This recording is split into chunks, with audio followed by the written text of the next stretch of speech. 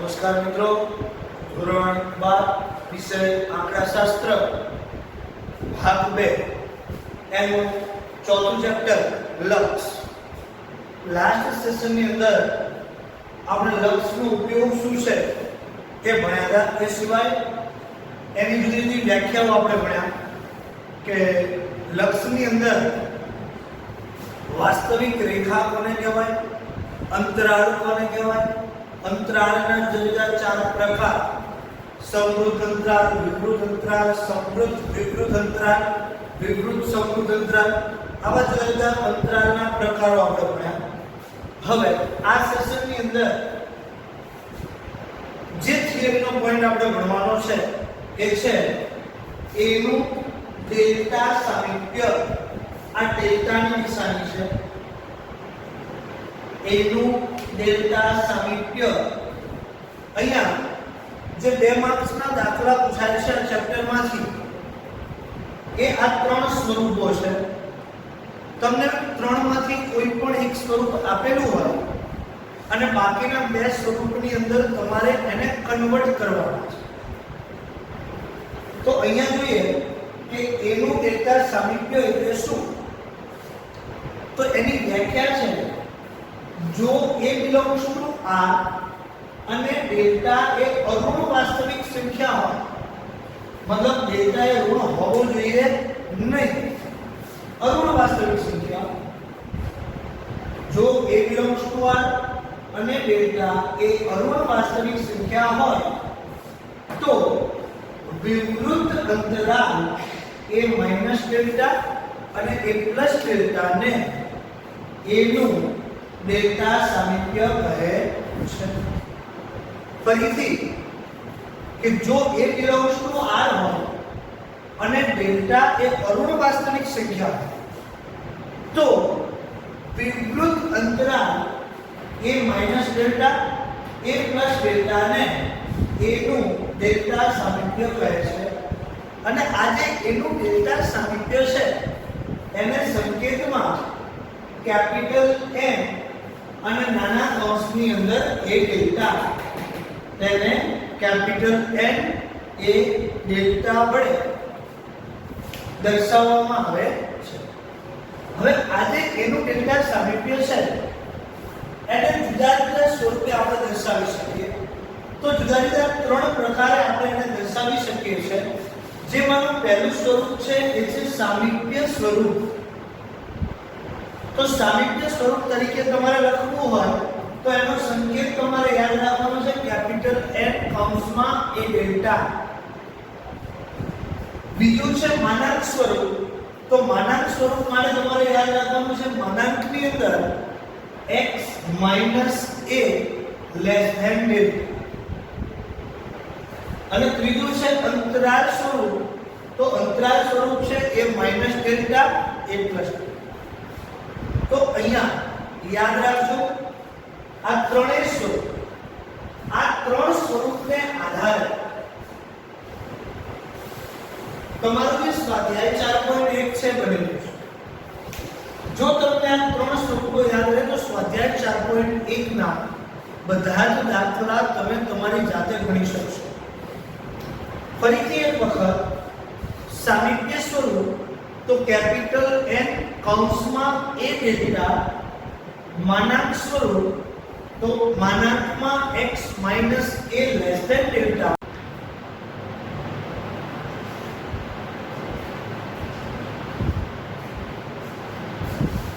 હવે આપણે સ્વાધ્યાય 4.1 ની શરૂઆત કરીએ. સ્વાધ્યાય 4.1 એનો એક્ઝામ્પલ નંબર 1. આપણે જે સ્વરૂપ શીખ્યા માનાંક સ્વરૂપ, અંતરાળ સ્વરૂપ અને સામીપ્ય સ્વરૂપ, તો એના એક્ઝામ્પલ કેવી રીતે ગણાય એના માટે જોઈએ સ્વાધ્યાય 4.1 એનો એક્ઝામ્પલ નંબર 1. તો તમે જુઓ સ્વાધ્યાય 4.1 એનો એક્ઝામ્પલ નંબર 1 એમાં 4 આપણને પેટા દાખલા આપેલા છે. આપણે 4 એક્ઝામ્પલ જોવાના છે. એમાંનો પહેલો એક્ઝામ્પલ જોઈએ તો તમને એવું આપ્યું છે નંબર 1 4 નું 0.4 સામીપ્ય. આનો મતલબ શું થાય? 4 નું 0.4 સામીપ્ય મતલબ ખરેખર હોય છે શું તો કે a નું ડેલ્ટા સામીપ્ય. તો સૌપ્રથમ જ્યારે તમને આવી કોઈ રકમ આપેલી હોય તો તમે શું કરો, a અને ડેલ્ટા ની કિંમત શોધો. તો અહીં a બરાબર 4 અને ડેલ્ટા બરાબર 0.4. પણ તમે રકમ વાંચો, તમને શું પૂછ્યું છે તો નીચેનાને માનાંક અને અંતરાલ સ્વરૂપમાં લખો. મતલબ આપેલું છે કે સામીપ્ય સ્વરૂપ છે, તમારે એને માનાંક અને અંતરાલ સ્વરૂપમાં ફેરવવાના છે. તો સૌથી પહેલા આપણે લખીશું માનાંક સ્વરૂપ.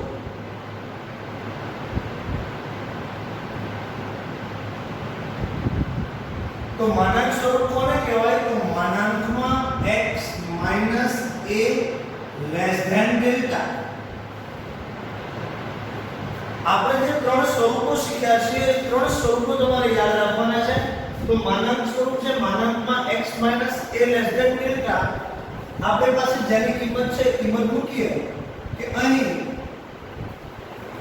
a બરાબર 4 અને ડેલ્ટા બરાબર 0.4 મૂકતા શું થશે તો કે માનાંકમાં x માઈનસ એની બદલે શું મૂકીશ 4 લેસ ધેન ડેલ્ટા ની બદલે શું આવશે 0.4. તો આ મારો થઈ જશે માનાંક સ્વરૂપ. હવે આવી રીતે જો મારે અંતરાલ સ્વરૂપ લખવું હોય તો કઈ રીતે લખાય તો બીજું છે અંતરાલ સ્વરૂપ. તો અંતરાલ સ્વરૂપને કઈ રીતે દર્શાવાય છે તો કે a minus delta a plus delta. તો અહીં a બરાબર 4 અને ડેલ્ટા બરાબર 0.4 મૂકતા શું પરિણામ આવશે તો જોઈએ a એટલે 4 માઈનસ ડેલ્ટા એટલે 0.4 અને બીજું છે 4 પ્લસ 0.4 બરાબર 4 માંથી 0.4 બાદ કરો તો શું વધશે 3.6 અને 4 ની અંદર 0.4 પ્લસ કરો તો શું થશે 4.4. તો આ મારા માટે કયું બની જશે અંતરાલ સ્વરૂપ. તો કોઈ પણ દાખલો તમને રકમની અંદર આપે ત્યારે તમને જો એના સ્વરૂપો યાદ હશે અને જો તમારી પાસે a અને ડેલ્ટા ની કિંમત હશે તો તમે કોઈ પણ દાખલો ઈઝી રીતે ગણી શકશો.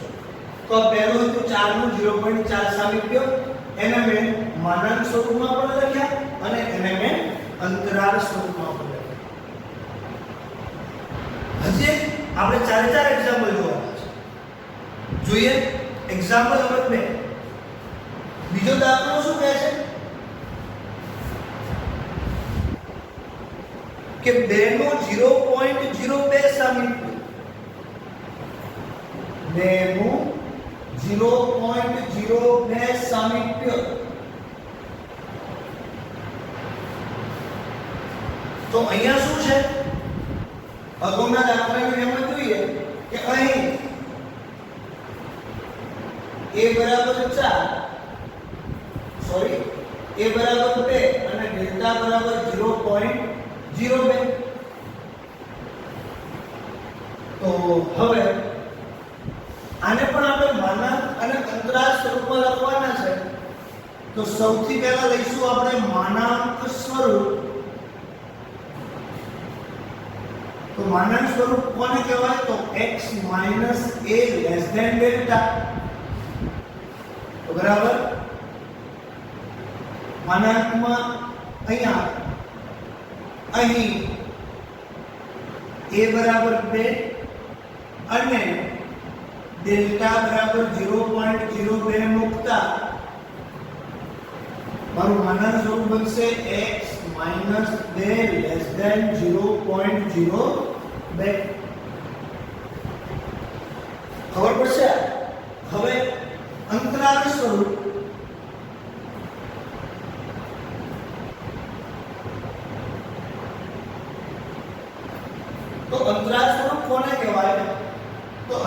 સ્વરૂપ છે a માઈનસ ડેલ્ટા અને a plus delta. a minus delta a plus delta. તો અહીં a બરાબર 2 અને ડેલ્ટા બરાબર 0.02 મૂકતા 2 માઈનસ 0.02 અને 2 પ્લસ 0.02. ચલો 2 માંથી 0.02 બાદ કરશો તો કેટલા વધશે 1.98 અને 2 માં 0.02 ઉમેરો તો શું થશે 2.02. તો અહીંયા આ x - 2 0.02 એ મારા માટે માનાંક સ્વરૂપ છે અને 1.98 અને 2.02 એ મારું અંતરાલ સ્વરૂપ છે. કોઈ પણ એક્ઝામ્પલ જો તમને સ્વરૂપ આવડતા હશે તો તમે ઈઝીલી આવડશે. હવે એક્ઝામ્પલ નંબર 3 ખાસ સૂચના એક્ઝામ્પલ નંબર 3 અને એક્ઝામ્પલ નંબર 4 જે છે એની અંદરથી આપણે અલગ બે પોઈન્ટ નવા શીખવાના છે. કયા બે પોઈન્ટ છે એ જોઈએ. એક્ઝામ્પલ નંબર 3 એક્ઝામ્પલ નંબર 3 તમને આપ્યું છે 0 નું 0.05 સામીપ્ય. 0 નું 0.05 સામીપ્ય. તો અહીંયા આ એક્ઝામ્પલ આપણે તૈયાર કરવું છે. તો અહીં સૌથી પહેલા તો a બરાબર કેટલા છે 0 અને ડેલ્ટા બરાબર 0.05. જો દર વખતે આવી જ રકમ આપેલી હશે જરૂરી નથી. ત્રણ સ્વરૂપ છે. આ ત્રણ સ્વરૂપમાંથી કોઈ પણ એક સ્વરૂપ તમને રકમ તરીકે આપેલું હશે અને એને અન્ય બે સ્વરૂપમાં તમારે ફેરવવાનું છે. તો સૌથી પહેલા આપણે જોઈએ માનાંક સ્વરૂપ.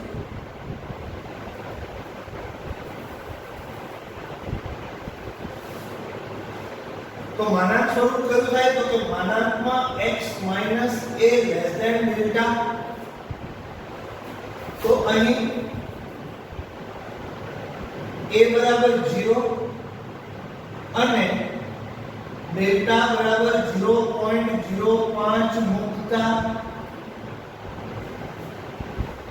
તો શું થઈ જશે માનાંકમાં x - 0 0.05. હવે જે પોઈન્ટ શીખવાનો છે મિત્રો તમને યાદ હશે કે જે 0 છે એ સરવાળા અને બાદબાકી માટેની તટસ્થ સંખ્યા છે. મતલબ શું કે કોઈ પણ સંખ્યાની અંદર 0 ઉમેરો કે કોઈ પણ સંખ્યામાંથી 0 બાદ કરો તો એ સંખ્યા પોતે જ આવે છે. મતલબ ત્યાં 0 ની કોઈ અસર થતી નથી. આપણે જોઈએ હું 5 માં 0 ઉમેરું તો જવાબ કેટલો આવશે 5 અને કદાચ 5 માંથી 0 બાદ કરું તો પણ જવાબ કેટલો આવશે. આ મારી તટસ્થ સંખ્યા 0 છે એ શું છે તટસ્થ સંખ્યા છે. તો હવે જે પોઈન્ટ સમજવાનો છે એના ઉપર આવી ગયો. તો અહીંયા x - 0 x ની સંખ્યા મને ખબર નથી પણ કોઈ પણ હોય પણ એમાંથી હું 0 બાદ કરું તો માત્ર શું વધશે x <0.0. મતલબ કોઈ પણ વખત જ્યારે તમને માનાંક સ્વરૂપ આપેલું હોય અને માનાંક સ્વરૂપની અંદર માત્ર x આપેલો હોય તો જો ફરીથી જાણ જ્યારે તમને માનાંક સ્વરૂપ આપેલું હોય અને એ માનાંક સ્વરૂપની અંદર માત્ર x આપેલો હોય તો એ x તરીકે તમારે શું સમજવાનું છે કે અહીંયા a ની કિંમત શું છે 0. જો a ની કિંમત 0 હોય માત્ર તો અને તો જ માનાંક સ્વરૂપની અંદર અહીંયા શું આવશે બસ. તો આ એક મેઇન પોઈન્ટ ત્રીજા દાખલાની અંદર સમજવાનો હતો. હવે આપણે જોઈએ એનું અંતરાલ સ્વરૂપ.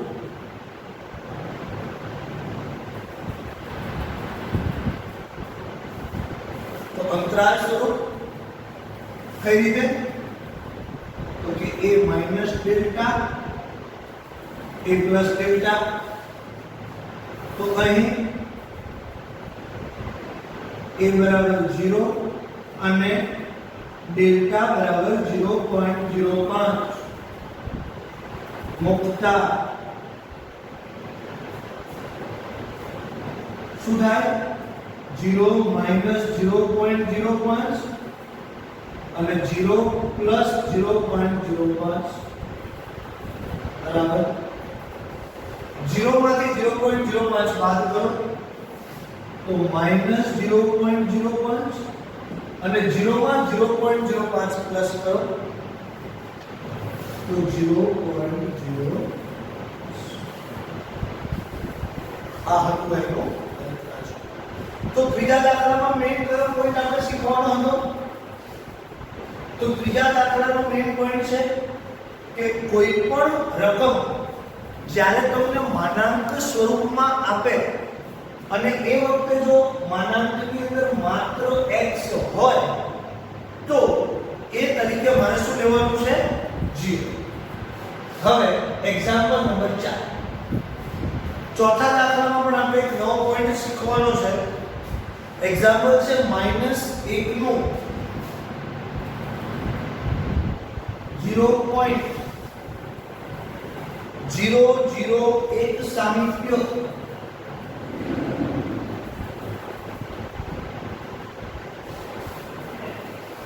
તો અહીં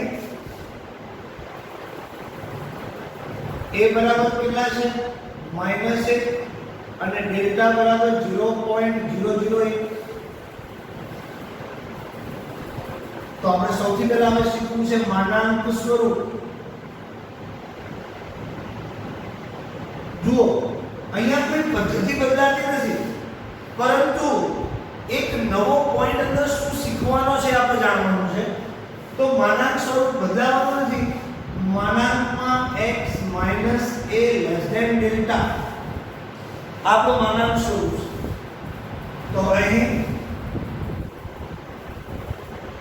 a બરાબર -1 અને ડેલ્ટા બરાબર 0.001 મુકતા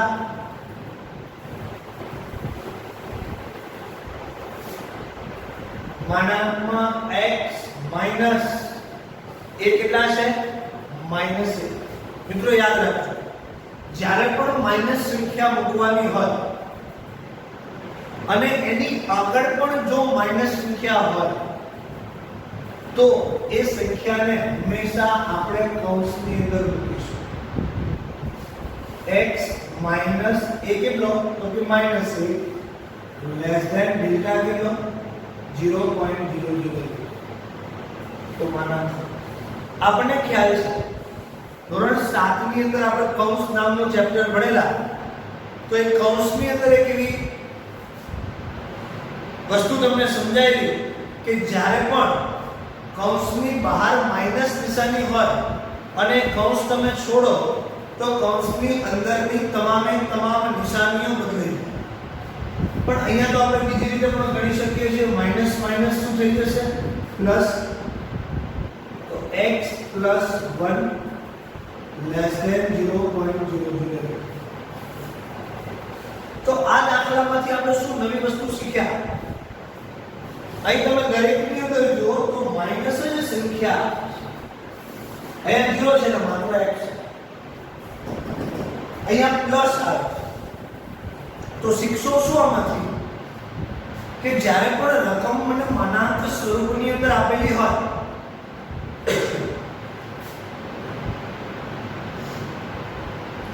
ત્યારે જો વચ્ચે પ્લસ હોય તો શું સમજવું? જો વચ્ચે પ્લસ હોય તો શું સમજવું? કે અહીંયા પ્લસ ક્યારે બને? તો જ્યારે મારો a કેવો હશે? ધારો કે હું તમને રકમની અંદર એવું આપું કે માનાંકમાં x પ્લસ 2 લેસ ધેન 0.2, તો અહીંયા મારે a અને ડેલ્ટા ની કિંમત શોધવી હોય તો હું કઈ રીતે શોધી શકું? તો કે અહીંયા a બરાબર હંમેશા શું હશે? જો અહીંયા વચ્ચે પ્લસ આવે તો સમજવાનું કે અહીંયા a કેવો હશે? માઈનસ. અને એ રીતે અહીંયા જો માત્ર x આવે તો શું સમજવાનું છે કે a બરાબર 0 હશે. તો આ બે પોઈન્ટ ખાસ યાદ રાખજો. માત્ર માનાંકમાં x હોય તો a બરાબર 0, અને જો અહીંયા x પ્લસ a હોય તો તમારે સમજવાનું કે a શું હશે? માઈનસ. હવે એમ અંતરાલ શું?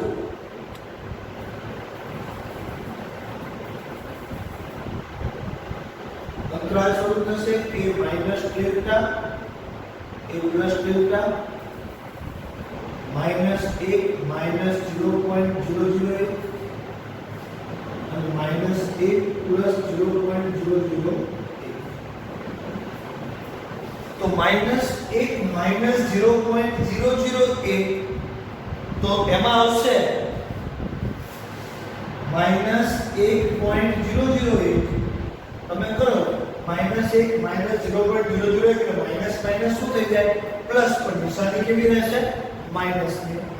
અને એના પછી -1 પ્લસ 0.008 તો એમાં થશે -0.900. તો આ છે એનું અંતરાલ સ્વરૂપ. હવે જુઓ અહીંયા આ પોઈન્ટની અંદર આપણે મેઈન શું ભણ્યા છે? તો કે મને સામિપ્ય સ્વરૂપ આપેલું હતું. આ સામિપ્ય સ્વરૂપને મેં માનાંક અને અંતરાલ સ્વરૂપમાં ફેરવ્યું. હવે કદાચ એવા પણ દાખલા આગળ છે કે જ્યાં તમને માનાંક સ્વરૂપ આપેલું હશે તો એને તમારે અંતરાલ અને સામિપ્યમાં ફેરવવાના છે. ક્યાંક અંતરાલ આપેલું હશે તો એને તમારે માનાંક અને સામિપ્યમાં ફેરવવાના છે. તો આ સેશનની અંદર આ દાખલા આપણે સમજ્યા. મેઈન બે પોઈન્ટ, માત્ર જો માનાંકમાં x આપેલો હોય તો a બરાબર 0 સમજવા, અને જો માનાંકમાં પ્લસ હોય તો a બરાબર માઈનસ સમજવા.